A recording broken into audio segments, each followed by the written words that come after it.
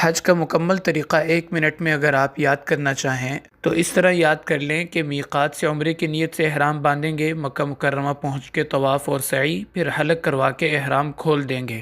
پھر 8 ذی الحجہ کو مکۃ المکرمہ سے حج کا احرام باندھیں گے اور مینا میں 1 دن قیام کریں گے، پھر 9 کی صبح عرفات جائیں گے اور حج کا رکن اعظم ادا کریں گے،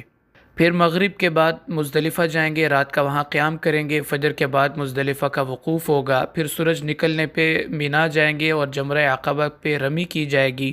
اس کے بعد حج کی قربانی اور حلق کروا کے احرام کو کھول دیں گے، اس کے بعد طواف زیارت اور سعی کی جائے گی، پھر اس کے بعد 3 دن جمرات پہ رمی کرنی ہے اور ان راتوں میں مینا میں قیام کرنا سنت ہے، اور واپس جانے سے پہلے الوداعی طواف کریں گے۔ یہ تو طریقہ ہے حج تمتع کا۔ اگر کوئی حج افراد یعنی سنگل حج کرنا چاہتا ہے تو وہ شروع میں عمرہ نہیں کرے گا، بلکہ حج کی نیت سے احرام باندھ کے آئیں اور طواف کر کے 8 کو مینا چلے جائیں۔